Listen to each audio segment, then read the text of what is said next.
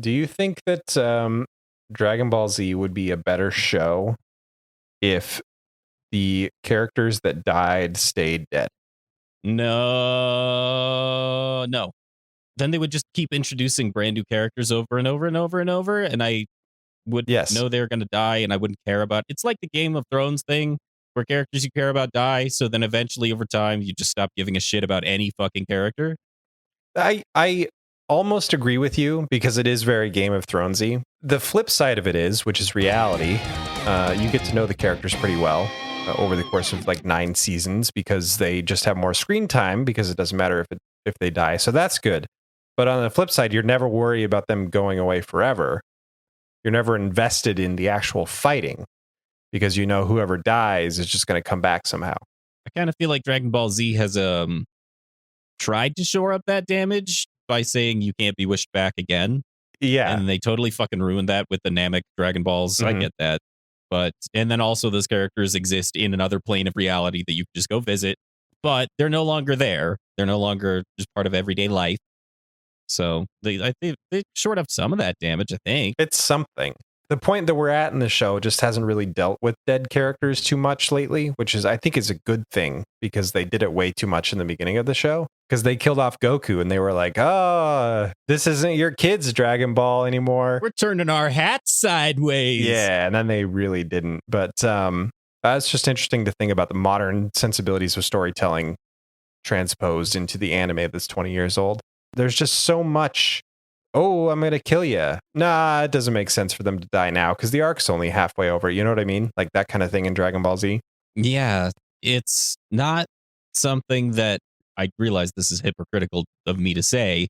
You can't follow it with any sort of real logic, and you just kind of have to watch as it goes by. It's kind of like, so we just recently watched Dragon Ball Evolution, and I've learned something about you that at the time I couldn't process because anger and emptiness. But you, and I mentioned this in the screening, have the ability to separate the, hey, I'm just on a roller coaster and I'm going to enjoy what's in front of me part of you from the, this doesn't make sense. I hate everything about this. It's illogical. It's breaking me part of you. Mm-hmm.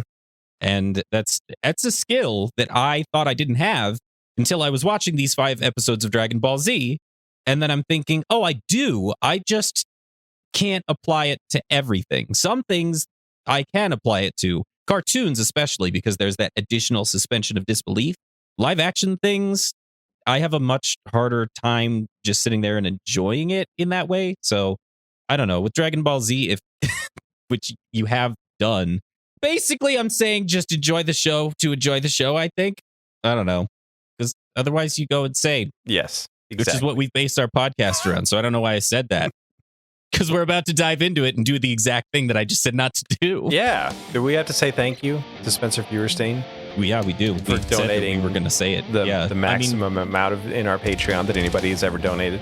Which you just did, so I think we nailed it. Sweet. Cool. If you want to be mentioned in the opening credits of our podcast in the preamble, go to patreon.com/ You got this. It's the HDBZ. Patreon.com/the HDBZ. Yes. Don't cut any of that silence. This is perfect. You want to intro this thing, bud? Yeah. Thanks for reminding me. Yeah. I've done this in a hot minute.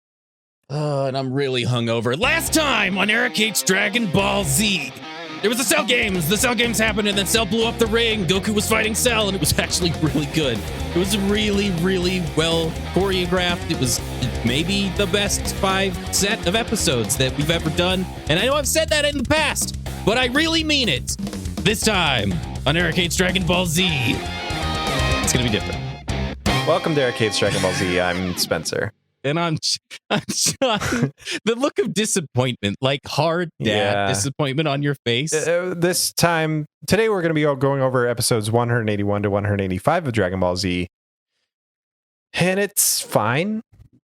I think these episodes have some of the highest points that the Cell Games have ever had, but then a long road to those high points. Yeah, I agree. It's a little bit of a bumpy road in what has been so far the best season of the show. because it's just been constant highs and like amazing episodes, this feels lower, even though on average, I think the quality is still above a lot of the stuff that we've covered previously. All I could ask is that it's not Namek again. And that's what this is, not exactly. Namek again. So it's I'm not Namek again. Happy. I'm happy. So we'll start off by going over episode 181 of Dragon Ball Z. The Japanese title is He Who Takes Over is Strongest. His name is Gohan. The American title is Faith in a Boy. My title is Round 1, again, Little League.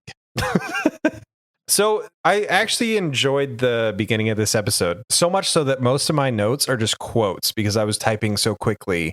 There's a lot of stuff in the beginning of this that I found enjoyable, and it was hard to keep track of everything that was going on. We open with Goku giving a monologue to Cell about how he's giving up, which was essentially the last episode. Although this time he goes more into depth and says things like, "You've given me a valuable opportunity to learn more about myself, and I thank you," which is kind of fun in a Goku sort of way, where he is the hero that tries to talk to the villain as an equal at every opportunity. And if there was a villain to be able to have a back and forth like that with, it would be perfect Cell. Yeah, Cell is like the best to have a conversation with, and that's part of why I enjoy the character so much. But anyway, during this monologue, which is actually really long, we cut to the other Z Warriors, and they're like, whoa, Goku's giving up. What are we going to do? This is nuts. And Tien says, quiet, Yamcha, I can't hear what he's saying. And Goku literally has lines underneath, in the background while everybody is talking over all this stuff, which is really interesting to me. So they did record like a bigger monologue than you get to hear, because you can tell it's not just mumbling. He's actually saying words. Yamcha's a piece of shit and interrupts our main character. And can I say that something happens to Yamcha later on, and I felt more pleasure in that moment than I have over the past 6 months of my entire life. Fair enough. Okay, so Goku's like, okay, I give up. And Cell's like, you giving up means the world is destroyed, right? And Goku's like, no, we got one more. Which was funny to me, this whole exchange, because he's like, no, we got one more fighter. And Cell's like, who? You gonna send in Vegeta? You gonna send in Trunks? Piccolo? They all suck. While the other characters know that this is true, Vegeta's reaction is maybe my favorite part about this whole exchange, because he takes it personally. But he also doesn't say anything or step up or gloat or do any of the Vegeta things that he normally does, because he's put in his place. Vegeta's in such an awkward position this whole time because his pride does not allow him to accept that he's not the strongest, but reality is forcing him to accept that he's not the strongest. It is weird to see Vegeta in a weaker position than any other character, really. Yeah. Put it like this. Vegeta, as a character, doesn't know what to do. And then Toriyama, as a writer, doesn't know what to do with Vegeta. So it's almost exactly perfect. Right. It's almost perfect. And I guess that I'm a little, I don't know, like this saga is very different than what I had in my head before we actually watched it. I remember, and maybe it's just because the show builds it up to be this so well, that it was more of a tournament, that it was more of a Yamcha fights and loses, and then Tien fights and loses, and we get to see everybody face off. I don't know why I remember it that way, or was expecting that to happen. But this, we go through some funny moments, like Jimmy Firecracker thinking that Hercule has to step up now that, no-name blonde boy has stepped down. And Hercule's like, I'll do it. And then he keels over and fakes a stomach ache. Oh, my stomach's so ruined right. And then Pizza pulls a full entire bottle of pills from her bra, just presents them like, don't worry, I brought your pills. He's really quick on the stomach ache thing. So I get the weird feeling he does this all the time. Sorry, I can't do that shampoo commercial. My stomach hurts so bad. Yeah. And he's convinced that Goku's going to name him, even though they've never met or barely spoken to each other, as the next fighter in the Cell games. And so, even though he's already lost, so he's like, can you explain to this guy that I can't because I have a stomach ache? He says to Pizza, basically goes to his mom and asks him to get him out of gym class. That's it. But Goku actually names Gohan, his own son. Finally, oh my God, the amount of time between who are you going to pick, Goku, who's going to go in for you? And when he actually says Gohan's name is a crazy long time, It's even about for this a minute. anime. Yeah, It's about 1 minute and 45 seconds, which doesn't sound like a long time. But when you're watching this, it is a very long time. It takes time to cut to all the other characters' faces, and they all have the sweat on their foreheads, which indicates none of them know what's going to happen next, and they're all under a lot of stress, and all of their teeth are clenched with wide lips. No one knows what's happening. And guess what? It's only been 25 seconds since I mentioned it was 1 minute and 45 seconds. So imagine how long it actually is. Chi-Chi's not happy watching from the television back at Yeah. Goku's house, to say the least. She's still with the Ox King. And a sequence of cool events happen. Goku finally reveals to everybody that Gohan has a secret power. We've known this for a while as an audience, but it's not been communicated to every single character up until this point. But he kind of says, like, yeah, Gohan's always had something in him. And I think that once it comes out, he's going to be stronger than me. He's going to be stronger than Cell. He's going to be able to win this thing for us. He also says, like, hey, Gohan, I know you can do this, buddy, because Gohan does not believe in himself. Because when you were watching us fight, you thought that I was holding back. But the truth is I was not, which is very different for Goku, especially in the future. But it's cool to know that he was actually giving his all versus Cell. This is the moment where we realize, oh, Goku's not Goku this time around. Yeah, like he legitimately cannot measure up to the villain. It's an interesting little reveal, like way more so because I knew he was going to say, Gohan, go fight, right? Of course, yeah. The drop for me was definitely, I was giving it my all. Yeah. Like, I figured, wow, he's Goku. He never, ever does that until his friends are threatened. And then he'll, get a second wind and become a god. And then print the action figures. Anyway, when he says that, I was giving it my all. It's because you were measuring yourself versus us, Gohan.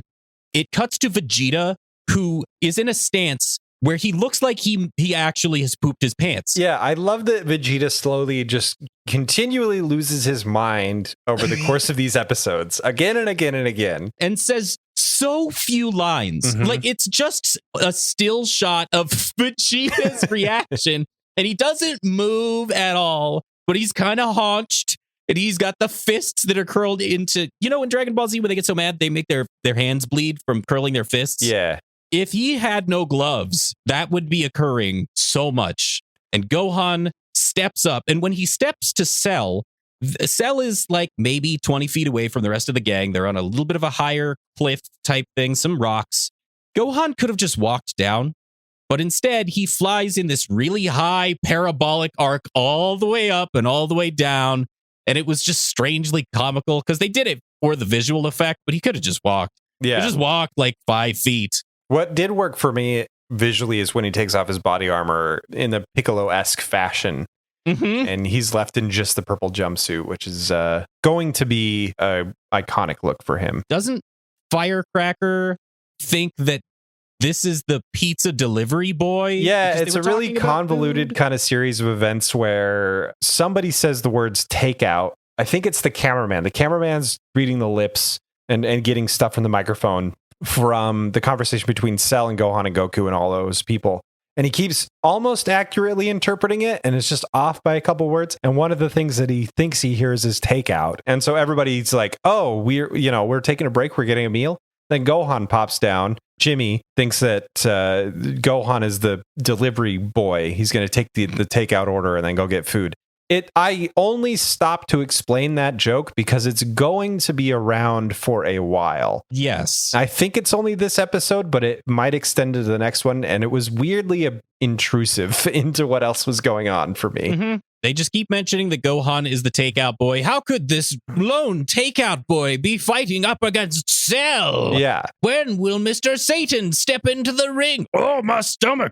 That's it. Like almost every single human cut for the next 4 episodes is that. Oh, this delivery boy is fighting. This is crazy. Mr. Satan, what do you have to say? My stomach hurts. That's it. Over and over. So then we cut to, you remember that old elderly couple that we had just barely mentioned for maybe 2 seconds in a previous episode? They're back now and they're judging Gohan and Goku's fathering skills and Chi-Chi. Like, they're just judgmental older folks. Gohan was such a good kid, but he dyed his hair and now he's a hoodlum. Now he's a hoodlum. Okay. A lot of the previous episodes, I feel like they paced it properly with a lot of the cuts that they were doing to different things, to where I didn't mind cutting to the elderly people because it was just so weird and kind of off, but it's Dragon Ball Z and I'm kind of used to it. Mhm. This time, the pacing is ordered in such an odd way between the fighting, between cutting to the characters' reactions and holding way too long on them, cutting to things we don't care about, like the elderly people, bringing that back up. Yeah, it's fine, but it's not good. It definitely takes a dive on the quality of the last few episodes that we've talked about. The art does too. The art and the animation, specifically in this episode.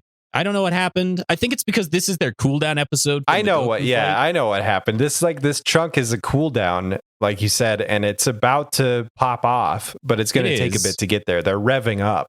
If you think about the amount of money that they have per week as a big pitcher of Kool-Aid, and each episode is a glass. This was the one where they ran out of Kool-Aid and just kind of had to put a tiny bit in and then fill it with ice and hope the ice would melt. So then the worst thing that Goku's ever done happens. And I will say it's played off pretty well, and it also doesn't seem to have much of a consequence. Okay, so Goku gives Cell a senzu bean, and Cell takes it and eats it, and he gets revitalized. Well, be accurate. He tricks Krillin into giving him a senzu bean. Yeah, so he could that was give it to Cell. That was pretty funny. Goku's like, "Hey, Krillin, give me a senzu bean," and then he chucks it to Cell, and Krillin's like, "What?" So everybody reacts as you would expect. They're like, "What are you doing? This is so stupid." And Goku's justification is he's just giving Cell a fair fight. It's a moment that almost works for me because it's almost insulting to Cell, but Cell doesn't take the bait. And so it kind of falls flat, but Goku isn't like, "Oh man, well, that sucks. I was, hoping he'd just chuck it away out of pride or something." He seems like Cell taking the senzu bean is actually part of the plan. And I don't know what Goku's doing anymore. I think he seems to have some kind of master plan, and I understand what that is, but then he keeps like throwing things in, and it makes me question, is he doing this on purpose, or does he actually have a method to the madness? Whatever. The point is, Cell before the senzu bean seems fine, and Cell after the senzu bean also seems fine. It's not like he's on his last legs, crippled or anything like that. So I don't think Goku does a ton of damage, but it is stupid. Do you know who makes it very okay? I think you said last episode when Yamcha calls you an idiot, you're an idiot. Yeah. Immediately after Goku throws it to Cell and people start questioning him, the first person that says something after Goku's justification lines is Yamcha, who says, "But this is Cell we're talking about here. The guy that ate and destroyed cities. You're an idiot, Goku. Yamcha just called you out on it." Yes, that is 100% accurate. What are you doing? This is for the Earth. We get it. The idea is to make Cell go full power, and then he'll be able to push Gohan over the edge that way. And if he's not full power, then there's a possibility in Goku's head that Gohan will never get there and thus ruins his whole plan. We get it. It's just a really fucking stupid plan, Goku. It's betting on 00. If it works, it'll be really cool. But man, it's really, it's not a safe bet. It's weird that Goku is gambling not only with his own life, but everyone else's life and the life of the planet itself, all of existence. It just doesn't seem like a Goku thing to do. Goku's whole attitude this past little while, I've been on board with, because we've been able to say he's had a near-death experience. Now he's a changed guy. He's moving forward. But then this one doesn't make sense. And I hate it. I hate it. I think I understand what the end game is, and that's going to be an awesome payoff, but getting there is really, it's a bumpy road. Eric knows this. It's the show that's the straightest path from A to B. And this one goes A, F, Q, R, Z, B. It's just weird now. So Cell goes up to full power. He's feeling great. Gohan just kind of goes for it. Like, he just jumps right in there without much preamble at all. Yeah. And starts fighting. We cut to King Kai for just a second to kind of confirm Goku's theory that Gohan is stronger than Goku. because King Kai's like, wow, he's strong. And then it cuts away. Oh my God. That was like King Kai's brother trying a drink. Yeah. That's what that was. It's in the same neighborhood as King Kai. I'll be happy about that. It is. Yeah. I got where it was aimed at. And then Gohan has a, ooh, I'm powering up moment, which is okay. Show me, don't tell me, but not as good as the previous ones. Gohan powers up. He's all shiny and gold. It actually looks pretty good. Because so long we've been seeing Goku and Gohan as Super Saiyans with just the yellow hair. When they power up, you actually get the gold effects on the skin, and the hair changes color and all that stuff. It looks way nicer. Goku becomes full sideline soccer dad in a Little League game. Oh my God, that's what it is. Yeah, that's why I quit soccer when I was a kid. But yeah, he's yelling these instructions to Gohan as they face off, which, by the way, every time that Cell's wings perk up and he flies, it makes the train noise, which I really appreciate that attention to continuity and that weird sound design choice. It totally works for me. Goku, he's basically the sideline coach, and Gohan's just, let him do it himself. He knows the rules. So Cell grabs Gohan and just punches a child repeatedly, which I thought, not only that, the weirdest part is he somehow grabs Gohan and just wails on him, this 11-year-old kid, and then it cuts to Goku, and he's just the proudest parent with the biggest smile on his face watching his son get pulverized by this monster. Every time it cuts to Goku, because minor spoilers, we're going to see much more of, it's Dragon Ball Z, you already know this, Gohan versus Cell over the next little while. And every time it cuts to the gang, they all look horrified by what's happening. And then every time it cuts to Goku, he's just got his arms folded with the big old smile. This derpy smile, this proud parent, it's like unearned glee on his face. And it's amazing. It's the best joke that I've ever seen this show do. And I really hope it's an intentional joke by Toriyama, because it's hilarious. But Gohan gets pulverized, and then he emerges from the ground, and he looks like he's having a great time, actually. Well, that's the thing. He gets knocked into a bunch of rocks. The whole gang is horrified. Shots of the horrified gang. And then they're yelling at Goku, like, look at what you're doing. Gohan's going to die. And Goku's like, nah. And then Gohan breaks out of the rocks, and he does the Goku wipe blood from his face and smile thing. Yeah. Which it's really kind of neat to watch Gohan act like his dad, like he's growing the fuck up. It's nice. Yeah. Those are the high points when Gohan gets to shine in these episodes. Yeah. It's really cool. And it seems like the show's coming full circle for a few reasons we'll get into a little later. You know what it is? I think Toriyama introduced way too many things and is having, in these episodes specifically, a really difficult time juggling all of the elements. Well, I feel like Toriyama has those problems in sagas. Like, he'll introduce a character and he just can't let those characters go for some reason. He keeps coming back to him even when it's pointless. And he does that here too. But it hasn't been that way for a while. Like, we felt like, yeah, he's figured it out. He's gotten this down.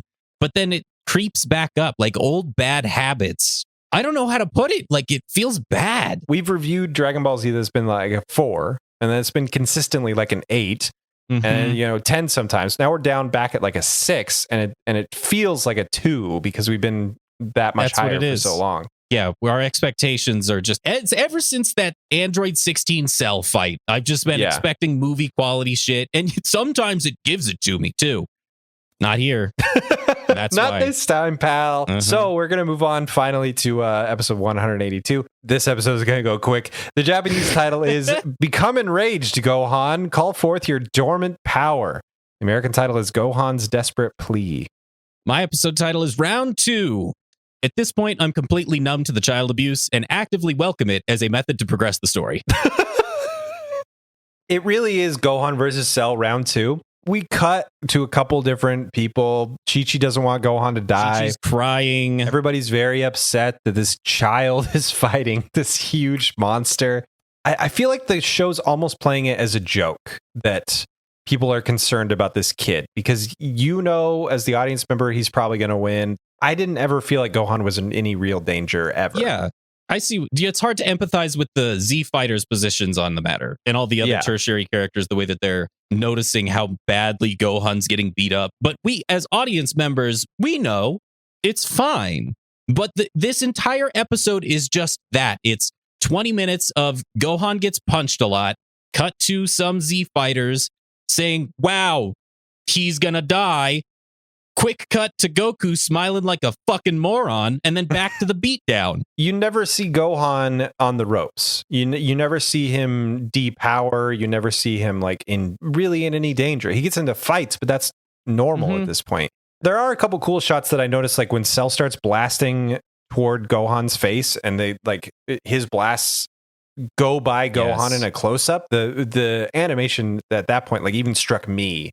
It was really well done. It's cool. I have a lot of notes about that, but it's contrasted with how pointless this specific episode kind of sucks, is. Right? Like having awesome shots like that in an episode that does not matter at all, like literally almost half of it can just be thrown in the frickin' garbage, it's a little tough to swallow. Yeah. It's, you know what this one is? It's the first Android 17 versus Piccolo fight that didn't need to happen at all. That's what this one is, because so that all happens. You weren't kidding. We're going to be done with this episode right now.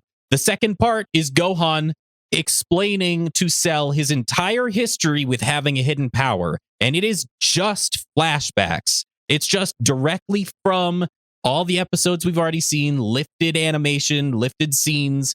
I don't even know if they redid the fucking voice lines like they usually do.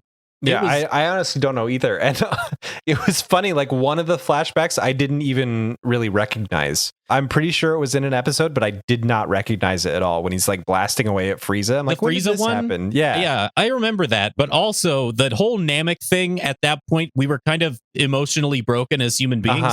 Yeah. So, and it like we say that this show, because it does, becomes kind of a slurry from time to time. That whole thing was the most slurriest possible slurry. That's a gross word. I hate that word. It's true, though. So the only points in this episode that I really want to point out, basically Gohan and Cell face off. Gohan says, look, I don't want to fight you. Don't make me do this. And Cell's like, why? And Gohan says, because I have this power deep within me. And if I get mad enough, I'm going to unleash it. And if I do that, like basically he's just an anger management student at this point. Like he's like, hey, if I see red, then I'm not going to be able to control myself and you're going to die. And Cell's like, oh, challenge accepted. The only thing I want to mention here is we cut to Cat President for a second. The army is gearing up for a round 2 versus Cell. Somehow they found more tanks, more planes. Cat President's like, no, I don't want it. He's watching TV. He's watched the fight. The camera footage that he's seeing on TV is the exact same as the anime, with the close-ups and everything. Very good cameraman. Obviously not as diehard fans of the original Dragon Ball. There's nothing wrong with it. Just haven't had the time to go back and watch it recently. And I myself have not seen quite a few episodes. Same. Cat President is apparently a dog. I was going to mention that. King Furry. Somebody in our Discord, Vegeta, I think is his name. It was super awesome fan. Brought up that he's in the King Piccolo arc of the OG Dragon Ball. He's actually in the show before. He was a human at one point. But the Dragon Ball world had a drug that gave some humans animal traits and stuff. And this is actually true because in the video game Dragon Ball Z Kakarot that just came out, there's a side quest where you have to, I think, transform somebody that was changed into an animal back, or maybe it's the reverse of that, something like that. I had forgotten that this even existed because I played that whole game like within a week. It's a real thing that somehow in the lore of Dragon Ball, because it's so wild and expansive, gets buried. But apparently there's a thing that turns humans into animals, and that's why there's anthropomorphic creatures in the world. It doesn't explain the dinosaurs, but it's like a step in the right direction. Yeah, it shores up some of the damage, but I think we should keep calling him Cat President, because at this point we've already made the bad decision to I'm not. Look, in our defense, he looks like a cat. He's got a flat nose, perky ears. Like, he does not look like a dog. No, to me at all. But apparently he's a dogman. Even if we knew the name King Furry, that doesn't help. That could mean anything. And it brings into light so many other questions. Like, if he was a human that turned into an animal, was he named that before? If you change race, do you have to change your name? How did he become king? Like, I'm so confused. Anyway, so Cat President says, no, let this boy, let's put all our eggs in the boy basket. And in the pizza boy basket. The pizza boy basket, and we're gonna win. So then Gohan goes through this huge flashback thing, and at the end of it, Cell goes like, cool, that was a cool story. I got a lot out of it, but not what you wanted, I don't think. The only thing about those flashbacks that I actually like is that in the moment, the episodes when they happen, is just a kid yelling, right? It's Gohan's voice actor just screaming and doing things. It was really cool and almost poetic at times. Like the writing in this section is wild. It is seriously like a 5-minute monologue for Gohan's voice actor. And he like lays out, this is what I was feeling. This is why I was doing it. This is what I felt at the time. And this is what I was able to accomplish because of that. Like you get to hear from his perspective what Gohan's hidden power has been about this whole time, which is really interesting from a character standpoint. And what he's done with the story, and he says, Cell, that's why. Cell's like, I'm going to kill you anyway. And at that moment, it flips from like a Gohan's Dragon Ball sort of theme, music-wise, to Cell's theme. And it's a really cool little transition where it's like, oh, Cell's taking control of the situation now. Cell's like, I'm going to make you go past your limit. I'm going to make you flip the switch. And he tackles Gohan, starts stamping on his head. We cut to Goku. Everybody's like, Goku, do something. Your son's in danger. He's like, he's fine. Cell's just stamping on that head of his. Destroying him. All according to plan. Yeah, it's fine. Everything's good. Gohan gets up, punches Cell. A little drop of blood goes down Cell's mouth. He wipes it off. End of episode. So that's that one. That's the whole thing. Episode 183. The Japanese title is Teeny Menaces, Attack of the Cell Juniors. Japanese title is Android Explosion.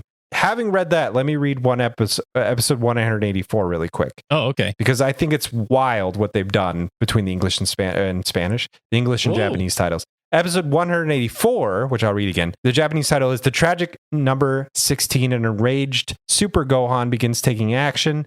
And the English title is Cell Junior's Attack. Oh. So in Japanese, this episode is about the arrival of Cell Juniors. And in America, it's about the android explosion, and then the next episode it's flipped. So it's so weird. Like we're talking about the slurry. Like I think that affects the dub and everything as well. Like these episodes just kind of blend together. It doesn't help at all. It really doesn't help. My episode title for 183 is Round 3, Hyperbolic Crying Shamer. I mean, it's a fun play on words, John. You'd think I'd be able to rhyme better, but I can't. It's like a good little almost pun. It's an almost. That should be the sub line of our podcast. Eric hates Dragon Ball Z. It's an almost. So it starts off. I really like that a lot. Yeah, it starts off with Cell shooting Frieza's death beams at Gohan, and somebody yells, "Oh! It's Frieza's finishing move," which we don't. Shut up. We know. Yeah, I do like that Gohan matrixes his way. He dodges out of the way like Neo. Yes. Gohan has been doing a lot of dodging. Yes. The death beams don't work, and Cell is like, all right, you look like you're kind of sad. Come here, give old Uncle Cell a big old hug. Thank you. That was my note as well. Cell hugs Gohan too hard. Yeah, he gives him a great big bear hug. And he's like, nobody can help you. If you want to get out of this big bear hug, you gotta flip that switch. Buddy, you gotta get angry. And he's talking right into his face. Like Gohan's face is probably an inch away from Cell's face, and Cell's just screaming at him, "Get mad! Get mad! Get mad!" Holding him right there. It's so ridiculous. The only thing about this moment that I actually do enjoy is we come back to Goku amazing. and this part is Piccolo. Frankly amazing, though. It's a really good scene, and Piccolo can't stand to see Gohan going through this. He's like, screw you, Goku. I'm not sitting here. That is an 11-year-old boy, and I'm going to go help him. I don't care if I die. Yeah, I wrote this whole thing down because I had to stop and go back and re-listen to it. Yeah. Because not only does Christopher Sayboat put his absolute all into this voice line, the music supports the feeling, the art supports the feeling. This section is perfect. It's fucking perfect. The thing that I really like about this, it also mirrors when Piccolo was getting his ass handed to him by Android 17, when Gohan and Goku were on Kami Tower, and Gohan was like, yes. I need to go help Piccolo. I need to go help him. And Goku was like, no, stop, wait. It's the same thing here, but the roles are reversed, which I really, really like. It really shows the relationship between Piccolo and Gohan. And it's a shame that Goku kind of has to take a bullet here, metaphorically speaking, to make that moment sell, but it's a really good moment. It's a strong bullet because Piccolo tells him, enough of this game. You're wrong about your son. Gohan may have that power, but it doesn't matter because he doesn't thirst for battle and mayhem. He's not a fighter like you. Do you want to know what he's thinking? He's not thinking about strength or competition. He's wondering why his father's standing there letting him die. And it's so good. It's so good because it cuts from Piccolo saying these things to the impact that it makes on Goku. And the way that they cut is actually really similar to the way that they cut when Goku and Cell were fighting, where one of them makes an attack and then it cuts to the character's reaction about the attack.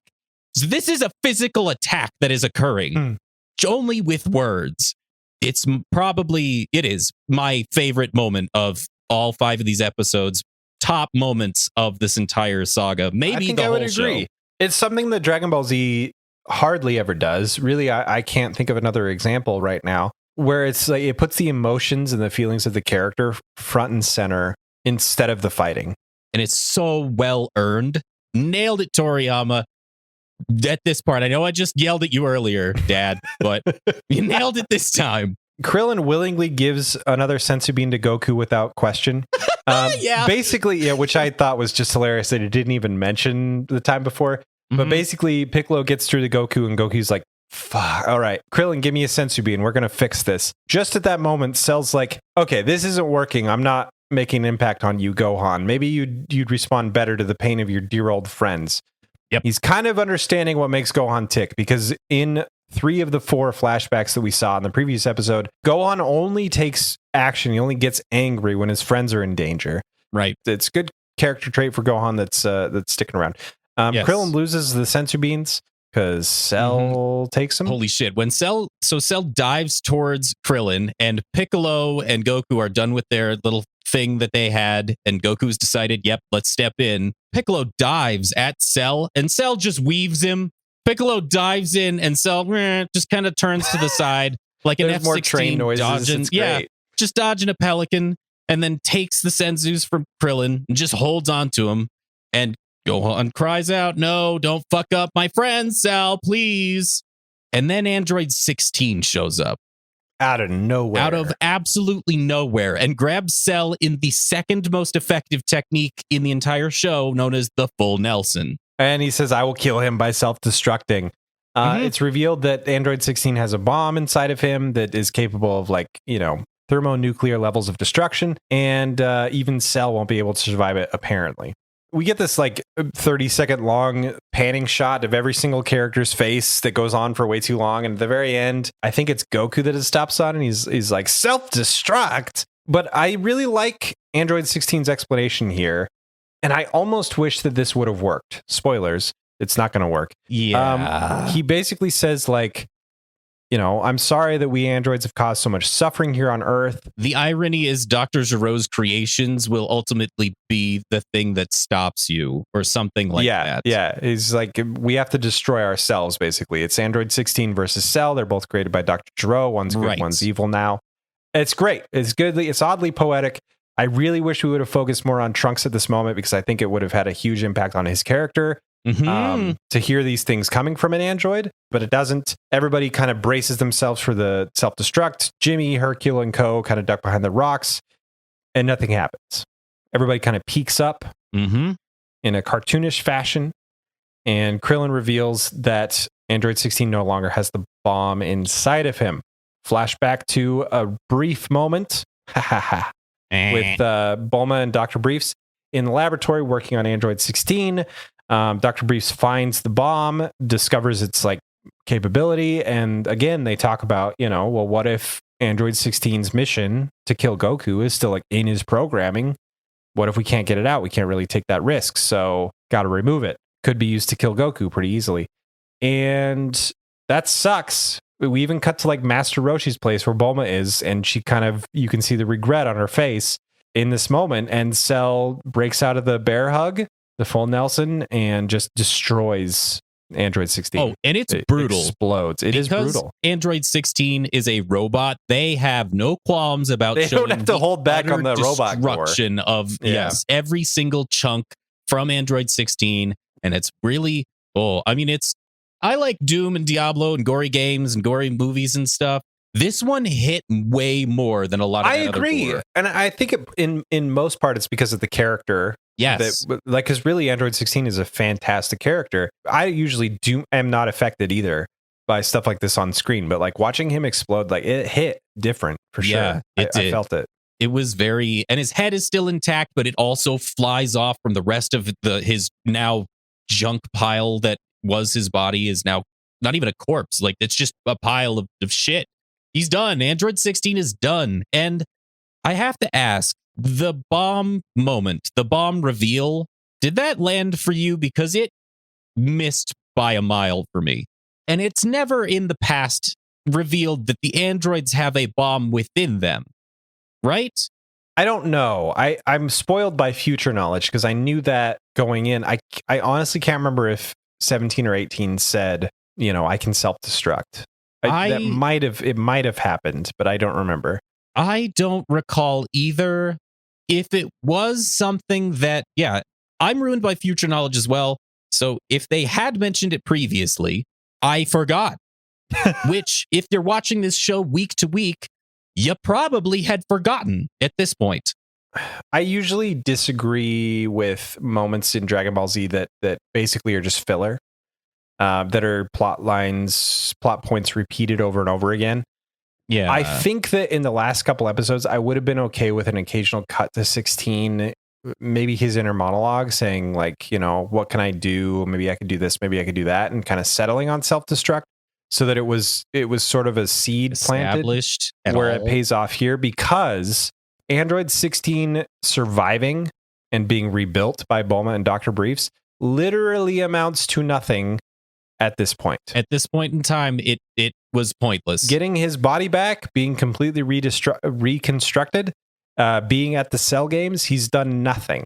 Yes. Except grab Cell and then get exploded. Like, which sucks. I feel like he needed more. It sucks for a character that has been a really, not just good character, but like 8 out of 10 character. Yeah. Great like character. Consistently great moments. Like steals every scene that he's in. Yeah. Actually has an arc that goes very quickly because he's only been a character for a couple seasons. So he's actually an established character that changes over the course of a few episodes. You can be like, oh man, he really has, he's a great character. I feel like he deserved more than this. I feel like what's coming up kind of justifies it, but this is a weird wrinkle in an overall very smooth, beautiful character arc. You know what? I think a wrinkle is a really good way to describe it, because if Dragon Ball Z is the straightest path from A to B, imagine a piece of paper with literally an A and a B, and then you just kind of folded it a little bit in the middle to make those two things closer together. That's what this moment is.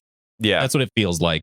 It's fine. His head goes flying into the distance and it lands by the humans, Mr. Satan and Pizza, which okay, I have to mention this. I have to talk about it.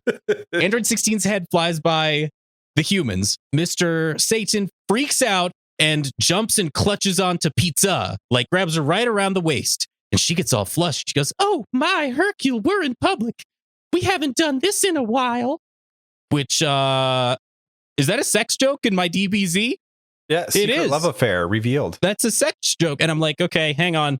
I have to find out what this says in Japanese now, because I have to. So I turned on the subtitles and she says, "Oh my, Satan-sama, not in front of others." It's a sex joke in my DBZ, which I get it. It's full of sex jokes, panties and whatnot. Master Roshi reading them nudie mags. I know. But this one's hits a little different. It's just so left field kind of overt that I was not prepared. I had to restart the episode from that moment because my jaw was like, "The book? What?" So, all right. Cell destroys 16 and it gets quiet. There's like a wind blow to set the scene, and Cell turns to the rest of the Z Fighter crew and says, "So, does anyone else want to be a martyr today?" It's cold as ice. Cell has been throwing lines left and right that neither of us have mentioned because they're so good we don't write them down now. It's just an expected greatness. Consistently one of the best written characters of the show. Relishes being the villain, knows beyond question that he's the strongest one of everybody, and it's fantastic. Yes. So at this point, Cell's little tail thing opens up. Yeah, it goes from syringe to bucket. Yeah, Like that sort of diameter expansion. That's what happens. And he counts out, like, he's like, Z Warriors, right? Okay, we got 1, 2, there's 7 of you. Got it. Mm-hmm. Thing on the back opens up and he births these weird blue boogers of things out of that thing. Yeah. And when the camera zooms out, there's these tiny little blue cell babies, which honestly I think is a better name than the Cell Juniors, which is weird because I don't think that anything in the show calls these little minions by name. I think it's only the episode titles. So Cell births these things, and they sound really close to Cybermen, but really a little bit more. They have a couple words in the vocabulary, not just yeah. It's weirdly Cybermen-esque. Mm-hmm. Jimmy Firecracker, stellar ace reporter, gets this exactly right when he says appropriate for TV and audiences everywhere. 7 monsters he has spit from his back. Instead of any, there's a lot of jokes there that you could make, and I think he skirts the line to make it translatable to any general audience. And then once he's off camera, he just freaks. He's like, "There's 7 monsters. I don't know what's going on." Mm-hmm. He just freaks out. It's amazing. Consummate professional. Mid-roll shout out that we're doing at the end because we forgot to do it at the beginning again. And we're just going to shove it in somewhere. This is the part of the episode where we shout out patrons that reach a certain tier on our Patreon. You can visit our Patreon at patreon.com. EHDBZ. Those wonderful patrons are Axel, Dan, and Spencer Feuerstein. Thank you so much for following us and providing us with your extremely valuable time. And also dollars. Thank you. We suck at this. We get back to it now. Yeah, I think I know. we need to get back to the. That's gonna be a good mid-roll shout out. Yeah. Fucking Jesus Christ. So there's these little cell babies that's going to attack the rest of the Z Warriors. They finally get something to do. Every single one of them powers up, and it's fight time. That's where the episode ends. Yeah. I know that like I seem so bummed out, and I kind of am, because these episodes just have such great one single moments, but then the rest of it. I have a lot of problems with the Cell Juniors, and a lot of it is, well, they're not established at all. It just happens. It just happens. I really wish, like, Dr. Briefs and Bulma, I don't know, and their analysis at some point, they were like, oh, this is a weird thing. Like, they could have planted the seed earlier. I know in my heart of hearts that this was just a spur of the moment Toriyama sort of like, let's get the other characters involved. How do we do that? Mm-hmm. It's been a while since we've seen Trunks and Vegeta throw punches. Cell Juniors. Okay, go ahead. Sorry. Episode 184. I've said this before. I'll say it again. The Japanese title is The Tragic Number 16. An enraged Super Gohan begins taking action. The American title is Cell Juniors Attack. My episode title is Round 4, Little League, except I'm the angry dad and Cell Juniors are ruining my experience. That's exactly how I felt watching this episode, dude. It might be the most tarnished spot in this entire saga. It absolutely is. It's such, and it's not like, I don't know exactly how to say this. It's not a terrible episode, but it doesn't work in the context of the episodes preceding it. And so it feels even worse than it is. Or in the context of where the characters are in terms of strength. Like it ruins everything. And I know that's hyperbolic, but it kind of feels like it does. It's weird. It's just weird. Let's start throwing out things that happen, and then we'll just explode. So Cell Juniors laugh. They make faces. They're little school children that just delight in mischief. We'll say that. Right. I do like they instantly start fighting our Z Warrior friends. Gohan and Cell.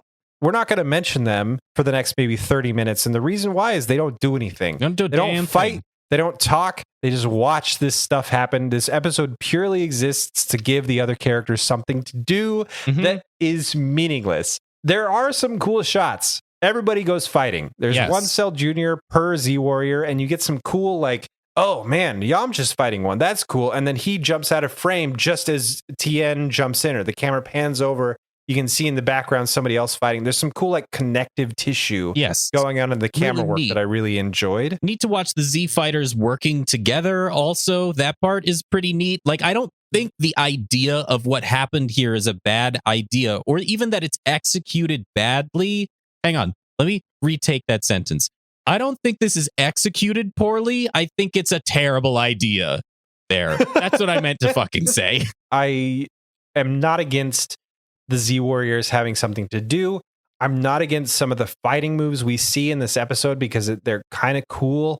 It doesn't make any sense. But it just doesn't make sense. It doesn't work at all. You get to see some cool stuff. Like Piccolo throws a Cell Jr. into another Cell Jr. And yells, Yamcha, dodge, which is fantastic because I thought it was taken right out of Dragon Ball Z Abridged. And the coolest thing that Tien and Yamcha ever get to do in the entire show, where they come to Goku's aid, fly in front of Super Saiyan Goku as a Cell Jr. is charging towards them, and then knee the Cell Jr. in the chest at the same time to make the Cell Jr. go flying into the stratosphere. Yes. To protect the main character of the show in Super Saiyan 4. Okay, you just said it. I know. In Super Saiyan form. It doesn't Super make any Saiyan sense. form. And it's Yamcha and Tien that protect the main character of the show, Goku, who, by the way, hasn't gotten his... Just every other arc, he gets a second wind out of nowhere, and this would be the time. But there's no stakes if our main character is actually strong. So everybody's fighting a Cell Jr., and they're equal. The Cell Jr. versus strong-ass Vegeta, and it's equal. That's the problem, right? Is that every Cell Jr. is equal to whomever they're fighting. Whether it's Super Saiyan Vegeta, who has not done anything to be depowered or out of breath. They try to lampshade the Goku thing by saying, oh, he's not recovered from his fight with Cell yet. Even though at the end of the Cell fight, he wasn't like on the ground bleeding. He was just like, I give up. So he's been in much worse shape before, which would have made this more believable with Tien and Yamcha. It should have been Trunks and Vegeta Super Saiyan coming in to protect Super Saiyan Goku. Yes. Because that makes sense from a power scale perspective. Right now, Trunks and Vegeta should be above Goku at this point, so that makes sense. Tien and Yamcha, regardless of the state that Goku's in, Goku's still Super Saiyan. He can still hold on to that power level, so it doesn't make any damn sense. None of it does. Tien and Yamcha should have died from the birth of these beings. Like, them just coming out should have atomized them. Just being in the same vicinity of them would have knocked them on their asses. Like, do you remember when Cell is in perfect form and he goes into that radio station and he just like eclipses through the building? He just flies up. That's what should have happened to them. They are not that fucking strong. Krillin, I'm going to give a pass to because he's had his power unlocked, even though he hasn't spent a whole lot of time in the hyperbolic time chamber. And like, he ends up on the ground pretty quick. Krillin, I don't really have a problem with. It's really Yamcha and Tien. Yes. Krillin doesn't stop getting faced this whole time. If Krillin is getting faced the whole time, and we've established Krillin is the stronger of the humanish people that are there, the basic Z fighters, that doesn't make sense. 2 seconds later, Vegeta starts getting faced. Like, not just hit, but like spun around like a goddamn doll. Yes, destroyed. The one that I give a pass to is Piccolo, because Piccolo doesn't get faced. He holds his own the whole time, which makes sense. Piccolo is now Kamiculo plus time in the chamber, out of the chamber. He's fairly strong. I would say he's probably on Vegeta and Trunks level. So that's fine that Piccolo can handle it. Just the other two should have died. So the point of all this, the reason Cell does it is to piss Gohan off enough to, make him go to the next level. I think that this would have worked. You need Tien and Yamcha to die like right away. Immediately. That would kick off Gohan's anger for sure. Piccolo and Goku can hold their own, and then Trunks and Vegeta can kind of like hold it for the good guys, make it so that they don't die, because they're the most powerful and the least exhausted of all of them. Okay. I think you would achieve the same result. I think we should rewrite this. I honestly do, because we want to rewrite so many parts of the show, but it makes too much sense that if, those two died right in the beginning, Tien and Yamcha, Gohan knows them as his dad's friends. But this would be incentive to give Goku that second win to be able to help fend off the Cell Juniors. Oh, I like that. Okay. Boom. And then he's still tired out, like with all of them together, the Cell Juniors gang up on Goku. And I realize we're just inventing fan fiction now, but it's so much better and makes so much more sense than what actually happens. I have to, or I'm going to throw up blood. And then you could have Goku trying to help out Piccolo because they're friends. And then, they get overwhelmed. And Trunks tries to save him, and Vegeta doesn't do anything except hold his own because he's fucking Vegeta. Exactly. Couple, The only thing that I thought of is, okay, they're kids and they're just having fun playing around. They could have gone that way too. Like, imagine if they were just like pinballs. Like you can hit them away easy enough, but they just come back. Like it's just this incessant, annoying mosquito that you can't squish. Yeah. It's not that they're super powerful and they're beating the shit out of you. It's just like death by 1,000 cuts. Yeah. I think that they could have gone that way and been fine. Oh my God. It's just they're really resilient. But anyway. Hey, do you want to spend some time just rewriting Dragon Ball Z and then redubbing the whole thing? I think that we should just do our own thing. Yeah, Eric helps us write it. He can assist us and maybe he'll actually enjoy it. Let's choose another letter, make our own Dragon Ball series. That's right. Yes. We'll see if we can't get in contact with some of the voice actors. I know they're busy and would never fucking talk to us, but we'll be like, hey. But we'll see what we can do. Yeah, we'll see. So Cell says some weird shit to Gohan in this, like your energy is beginning to swell. And Gohan has some really cool character moments where, all of his friends are being attacked, his dad, etc. He says, I'm too afraid to do this alone. You get some good, okay, he's getting closer to having something happen. It is absolutely ridiculous to see Goku and Yamcha in the same amount of pain. Vegeta gets serious with a final flash. Remember the attack that... It blew off Perfect Cell's left side or right side. It decimated him. And it does nothing to the Cell Junior. Does nothing. It catches him. And reminder, this is after the second hyperbolic time chamber that Vegeta went into and came out of. And he has had more training stronger at this point. So he just it doesn't it breaks the whole thing. Throughout this whole sequence, 16's head keeps getting jostled around. It's kind of unnerving, honestly. Yeah, it's a little weird. The humans try to escape, and Hercule says, I'm off to the doctor so I can come back and win. Because a real hero would stick around and, But then you hear, wait. Damn it. Like, there's not an episode in this batch that fully gets an F. Exactly. Because they all have moments that are really good. Yes. The humans are like, shit. There's now, 8 villains out there. Every hero that we have that we can see on the battlefield is having their ass handed to him. We got to go. Like, Jimmy Firecracker's like, we got to go now. And Hercule's like, I would stay, but I have this stomach ache, so I'm going to leave. As an audience member, that communicates to me that shit is heating up, even though I hate the Cell Juniors. Right. At that moment where Hercule turns to leave, he hears a voice that says, wait.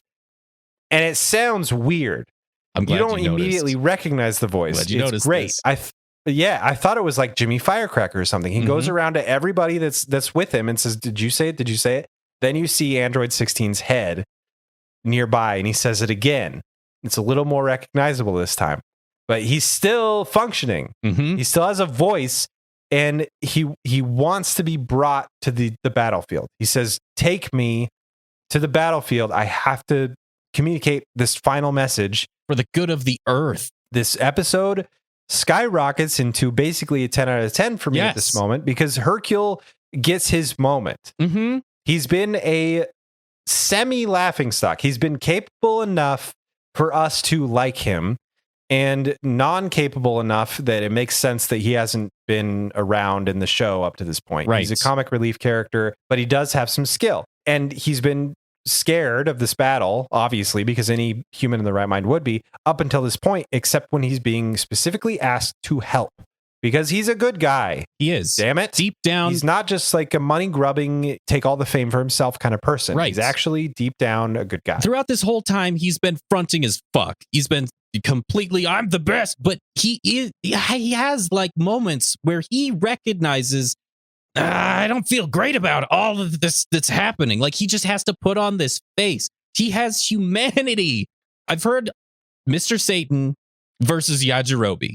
Like, which one is better? And what happened in the previous Saiyan arc, Yajirobe would never show up and cut off the giant monster's tail of his own accord. Yajirobe is a Toriyama, well, I need something to stop this. Oh, wouldn't it be crazy if Yajirobe did it? With no logic to support it. He just did it because it sounded like a cool idea. Mr. Satan, we've had all this time to get to know and understand as a character. And when propositioned by a character that we really like and thought was dead, can you help me save the planet? He bones up and gets in there with 16's head. And part of it takes him a second. Yeah, but he does it. He swallows down and he gets real serious. And part of it is because Android 16, even as just a dismembered head, has more charisma than anyone I've ever met in my entire life. And he says, like, you are the world's greatest champion, and right? He smiles. And he's got this big old he does grin. the wink, wink, nudge, nudge thing. It's great. It's so perfect. Mr. Satan takes the head. That's all. He takes the head and then runs in. And he doesn't just like sneak in. He full on runs in with the head like he's holding a football. While there's explosions and shit occurring all around him, he knowingly runs into certain doom because he knows it's the right thing to do. I love Mr. Satan so much, and there are people that hate him, and I don't understand them. I don't understand it why. So far, he's been one of the most well-established, like, I understand this person. Yes. And he's also three-dimensional. Like, as a character, he has depth. Yes. And it's something that Dragon Ball Z doesn't always do. I will say that I don't think Goku's that, like, three-dimensional. He's pretty he's a good character, but he's very flat. Right. You can kind of guess what Goku's going to do at any moment. Mr. Satan has this versatility. Like, you're not sure, but he's a good guy and he's going to go for it when the chips are down. It's great to see it come to fruition in this moment. Yes. So Gohan is crying now. It cuts to Gohan, who's just got tears, and he's not. Thankfully, Gohan's 11 and not doing the whale anymore, but Gohan's crying, and Cell calls out, all right, he just needs one more little push. Playtime is over, children. You can kill them now. And then that's when Mr. Satan throws 16's head in between Gohan and Perfect Cell. Android 16's head lands facing Gohan. It breaks Gohan out of the little pity thing that Gohan's having. And Android 16 has this beautiful, sentimental moment. By the way, the voice that 16 has is not the modulated robot voice. The whole time he's just a head. It's just a guy's voice. It's just a human voice. And says, Gohan, you need to let it go. It's not a sin to fight for the right cause. There are those beings that words alone will never reach, and Cell is such a being. I know how you feel. You're gentle. You don't like to hurt. I know because that's how I am. But it's because you cherish life that you have to protect it. And then Cell turns around and is like, the sentimental downpour is disgusting, and steps and crushes 16's head, and there's blood, and the whole background goes pitch black, and it's only showing Cell, 16's stomped head, and Gohan just stricken. From the moment that Android 16's head speaks, it's one of my favorite episodes. Yes. I think. You get these two side characters that really haven't had much to do, but have been incredibly well developed and well written. They both get these complete character arcs, with Hercule finally stepping up to be the hero and 16 realizing his humanity in the past couple seasons, actually imparting wisdom to another character that needs it at that moment. And he becomes more human than Android at the moment, which is, again, communicated through the lack of voice modulation. It's fucking brilliant. It is. It's so good. In an episode that sucks. Like the worst possible place. It really is so much bullshit to get to this, but this is one of those iconic, amazing moments that made this show so incredibly deeply good. You know, I know we're gonna do like an end of the saga like breakdown of how we felt about the whole thing, but I'm just gonna say it. Dragon Ball Z is known as not being an amazing show by the general public. Like, it's the screaming, fighting, whatever show. And I know that I've said there are beautiful moments like this one in it, and this is most likely why it exists in the way that it does today. Like versus Rurouni Kenshin or Yu Yu Hakusho or any of these other anime that are so old. much. And yeah, it's because it's actually maybe because it's so janky. Like maybe this episode is a perfect analog for how this whole show works. It's a bunch of bullshit that doesn't make any fucking sense. And then the most beautiful, heartfelt, touching, wonderful character moment at the very end and it really just hits you. Maybe that's what it is. It's like a lollipop where the stick is a bunch of thorns. The shitty parts put your guard down. And so you start thinking like, this show's, I'm not going to get anything out of this show. And so when those moments come, you're not expecting them, and it hits you a lot harder than if the entire show was up there. Kind of sucks to say, but like it works. Yeah, maybe that's definitely part hit of it. Me. Wow. I think that's what it is. It's giving you so many 2 moments back to back to back that you're just not ready for a 10. And then it hits you and it feels like a 20. Like it's off the scale. Like it breaks your measurement device. The Saiyan Scouter blows up. Yeah, it does. So anyway, Gohan does the thing now. I love the end of this episode too. Yeah. So Cell rubs it in one more time by saying, he's killed 16 for real this time. And he says, yet another fighter you could have saved. And that's the moment where Gohan just flips. Brutal. Everybody, including the Cell Juniors, stop to look at this happen. And the look on Cell's face is, I may have made a mistake. As Gohan powers up and almost instantaneously takes on a new form without a name. His hair is different. His demeanor is different. His aura is huge. And the narrator puts it best when he says, now Cell will battle a warrior 11 years in the making. So sad that it had to be a lot of mud to get to the gold nugget. Yes.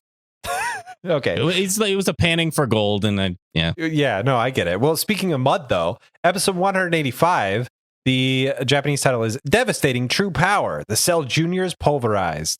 The American title is The Unleashing. The Unleashing and The Awakening, or Awakening, I think. The DVD that I have says Awakening, but Wikipedia said that it's known by those 2 titles. So I don't know when the flip happened, but anyway. Yeah, I don't know. I remember the title being Awakening. Yeah, that's what it says. But what do you mean by mud? Before I give my title, I'm curious. Did you not like this one? So this episode starts bad. Okay, all right. My title is Round 5, IDDQD. IDDQD. The cheat code for God mode in Doom. Oh, that's good. That's really good. Okay, so this episode is good, but it starts bad. The reason it starts bad is because we do that thing where we rewind time and all of a sudden Gohan is not transformed. He's screaming. Too much screaming. The moment at the end of the last episode was perfect because it came out of nowhere. We know that it happened because we've been building up to it for the past few episodes. Right. And once it triggered, it just like Gohan's different now. He hit that point and it just was done. It was great. Very effective way, show, don't tell, all that stuff. In this, it's dragged out for minutes. Yeah, I think so. Gohan starts screaming. If the show had stopped here, let's say the show stopped at this saga, like this, it ended here. This would not be called Super Saiyan 2. It would be called Awakened Gohan, I think. Like it would be like I can see that. Just because the demeanor is entirely separate from anything we've ever seen before. Like it's even different from the way Goku acted becoming a Super Saiyan. There's some similarities, but it's like this is a whole nother thing. It's on another level that even Goku hasn't reached. Yeah. So the beginning of this episode, you get a lot of screaming. Gohan's Super Saiyan 1 again. The Cell Juniors get, some cheap shots in on our heroes while they're watching Gohan do this thing.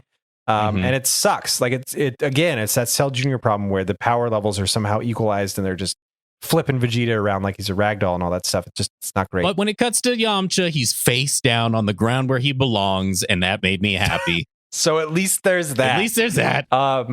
TV coverage goes out because Gohan is channeling so much energy. Yeah, that was cool. There's some really cool music in this point. I will give it that. This is the Super Saiyan 2 Gohan music. It is second to the Vegeta thing, whatever that one is, Super Vegeta song. This one's really, really, which is funny because the actual track uses the shittiest guitar samples that the world has ever bore witness to, but it still works. And then Gohan transforms again. So as soon as he's transformed again, the episode kicks into high gear and pretty much stays that way until the end. But I hate that they had to redo this scene because I thought the first time was just perfect. It was beautiful. Yeah. It's different from anything Dragon Ball Z had ever done. Perfectly communicated to the audience. Didn't need to be redone, and they redid it, and it sucked anyway. So first things first. Remember when Cell stole the senzu beans from Krillin? Nah. Gohan in his new form with lightning all around him doesn't even blink. and he's got the bag in his hand. I Cell's like, love what the it. fuck? Yeah, Cell just loses. What? How did you fucking do that? So, I love the way that Gohan is shown to move around. And there's a reason that I chose IDDQD, because Gohan now has fucking cheat codes. Gohan doesn't move. He is just in a different location now. When he takes the Senzu beans, he's across from Cell, like maybe 5 feet away. And then just now he's next to Cell with the Senzu beans. And Cell has no idea what happened at all. Gohan then instantly arrives next to one of the Cell Juniors and moves his arm just kind of like you're swimming and chops through its head effortlessly. Just decapitates that sucker. Yes, the next place he goes, every time he teleports, he doesn't move his arms really from being arms down mode. It just is in the next place now. Now there's Gohan. And now there's Gohan. It's like a fucking SCP kind of thing where he's just around. Exactly. He's just around. It's almost frightening. It is. And everybody is kind of feeling that way. It's really cool. Mm-hmm. Trunks says, as you know, because everybody's watching this, he's like, he did it right. He increased his strength without losing speed, which is the mistake that he made. Mm-hmm. Trunks made himself when he was facing off against Cell originally. I'm actually okay with that. Like, I'm serious. Thank you for explaining to us what we just saw, because now it really does look like Gohan just has cheat codes, but then you explained what happened, so now we get it. Yeah, like there was a higher level. We thought Trunks was there. Trunks thought he was there. Right. Trunks found out he wasn't, and now he's like, "Congratulations, Gohan! You actually did obtain." Like it's great. This is the moment that the season has been building to. Yes, and especially knowing the backstory Trunks has with Gohan. God damn it! Yeah, it's good. He's very impressed by Gohan. Yes, Gohan basically fights the Cell Juniors. He encounters Krillin facing off against 2 Cell Juniors, I think. One of the Cell Juniors grabs him by the neck and holds him hostage. Yeah, and I know it doesn't matter. I know that these Cell Juniors are going to be gone, but the way that Cell Junior puts his fingers up to Krillin's neck like it's a gun, and then extends his fingernails, just grow into his neck. It really creeped me out. It was super gross. I did not like it. Agreed. So he rescues Krillin and destroys Cell Junior. He destroys a Cell Junior, and then he destroys a Cell Junior, and then he destroys a Cell Junior, and then he destroys a Cell Junior, and then he... That's basically what Gohan does in this episode. That's it, yes. One thing I do want to mention, the only really real cutaway that I can... worth mentioning was that we cut to Ox King for a split second. Yeah. And it's a great... I hate this scene because it was so great. Too. Yep. And it was great because the Ox King has this monologue, right? So Chi-Chi's very upset that Goku brought Gohan into this position, that Gohan is going to be, possibly killed, that he's having to deal with this stuff when he's a kid. Valid motherly concerns. But Ox King turns to his daughter and says, I wish that it was me instead of him, but Gohan is the only hope we have left. He really points it out that Gohan and Goku know what they're doing. They're fighters. They're gonna do this, and we just have to deal with it. Just dropping fucking truth bombs all over her. It's maybe the best Ox King moment that Ox King has had in this show, because he's actually not a bumbling grandpa for a little bit. He actually imparts some really good sound advice. The music kind of backs it up. Yeah. And Chi-Chi just totally ignores it. Yes. It doesn't even process what her dad has said to her. She even says, "Get out of my house." Like, she throws the TV at him. Get out of my house. TV at her dad. It's just, oh my God. It ruins it, because I feel like this could have been a great moment for Chi-Chi, and it was played for the joke instead of the moment, and just it didn't land. There could have been so many nice tie up with the nice bow on the character moments. Gross. Obviously, Dragon Ball Z Abridged marked this as basically at the end of Dragon Ball Z. I have a feeling that this was kind of the plan. Yeah. Even for Toriyama, because it feels like a lot of these threads are coming together. So when you have a moment that could have been one of those threads coming together, and it doesn't, it kind of lands on his face, because everything else is so great. I have a sneaking suspicion that we will wish Dragon Ball Z ended at the end of this saga. I almost want to put money on it. I know that you're saying that, but I can think of 3 episodes that are my favorite episodes of the entire show, and I'm so scared about what surrounds those. That's what I mean. I know there are episodes in the coming next while that will be really good, but also there's 100 of them, and you can think of 3 that were good. Yeah. that's a fair point. So we'll find out. Oh, wait, we're not done with We're not there yet. So Gohan defeats a couple more Cell Juniors. Jimmy and the other humans are in a tree. The camera's broken. There's no TV signal anymore. Yeah, so he can drop the act now, which is interesting. It's kind of a fun little scene, but it doesn't quite work for me because the Gohan stuff is so serious that I feel like we need to drop the comedic stuff now. That part, the whiplash is back. The hard whiplash is back. So Gohan tosses the sensu bean bag to Trunks. Throws it at Trunks. It's like, give him to everybody. He orders Trunks. Yep. And Trunks is like, cool, yep, I'll do it. The remaining Cell Juniors, I think there's like 4. They do the whole like Destructo Disc, Kamehameha, Special Beam Cannon, Tri-Beam, whatever. Gohan dodges it all. And the rest of the Cell Juniors just get deleted. They're gone. Yeah, they're gone. No, he doesn't even dodge those attacks. He just lets them hit him. He just takes it like on the face. He's in the smoke cloud and has not. Again, do you remember last episode of this podcast? I said Cell doesn't move, and I really emphasized how Cell doesn't move. Gohan's doing that now. Oh, it feels really nice, and I have no better way to say that. But I still feel like taking a shower now, even though this was good. I really think you could have done these 5 episodes in 3. Yes. And they would have been amazing. Agreed. Like, maybe the best episodes of the show up to this point, but it's filled with so much stuff that doesn't work that it drags it down. Totally agree. Yeah, that's it. Yeah, that's the whole thing. Gohan kills the rest of the Cell Juniors, lands next to Cell, and they face off. They're ready to go. And Cell, for real this time. Cell looks scared. Cell actually does look kind of legitimate, scared. My only fear is that there are 10 episodes left in this saga. Yes. And it feels like there should be 3. So I don't know what's going to happen. Yeah, I don't know how it's going to turn out. I really don't. Yeah. I guess we'll find out next time on Eric Hates Dragon Ball Z. Thank you for listening to Eric Hates Dragon Ball Z. He may hate the show, but he loves that you're listening. You can follow us on Twitter using the handle at Eric Hates DBZ. You can also find us on Instagram. I don't remember what it is. Hang on, I'll look it up really quick. You can also email us at mail, M-A-I-L, at ehdbz.com. Love to hear from you. Love the feedback. And of course, you can check out our Patreon page, patreon.com/ehdbz. We do like to shout out the patrons that are supporting us. At the end of every episode, those wonderful people are Jeffrey, Hearst ran out of gas, Spencer Feuerstein, Dan, Felix Rodriguez, and Axel. Thank you so very much for supporting us. Our Instagram is Eric Hates Dragon Ball Z, all one word. Alternatively, you could join our Discord. Do we have a Discord link? Go to our website and click on the link there. Oh my God, guys. By guys, I mean you. I actually made a Discord link that's easy to follow. Discord.io/EricHatesDBZ. Oh, you did? Yeah, apparently. At some point. Awesome. Yeah. Okay. I didn't know that was the thing. Okay. The music from the podcast was done by the incredibly hardworking and talented John Good. You can find more of his music on SoundCloud under the name Burn7. If you like the podcast that we're making called Eric Hates Dragon Ball Z, maybe like the other podcast that we work on. There's one called Tales of Nowhere. It's a tabletop role-playing podcast where the people play games, and it's awesome. And then we have another one called Halloween Nation, which just launched just a little while ago. By the time you hear this, it still will have just launched, I guess, a little while ago. Oh, God.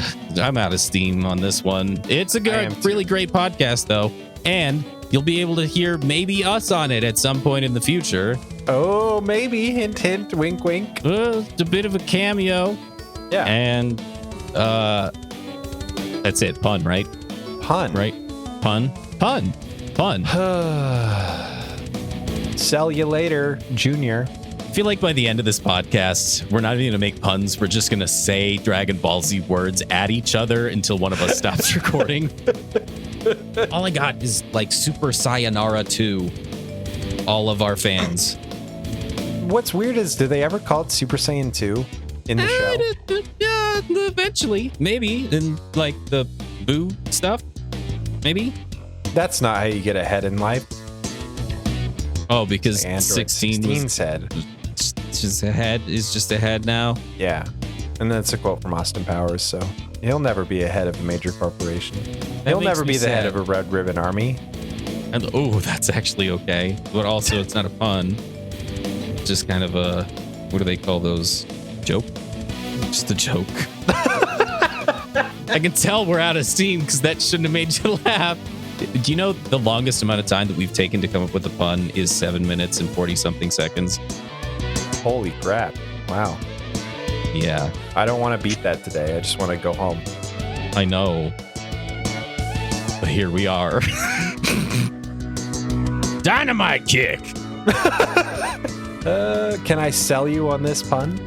We did that. No, because we've done it like 4 times. The sell you on this thing. Shit. The amount of effort that we've put into coming up with a pun this time has been Herculean. And I just want to give up now. There you go. Hey, fuck That's this. great. Okay. Stop the tape. Bye. Bye. Bye. Bye.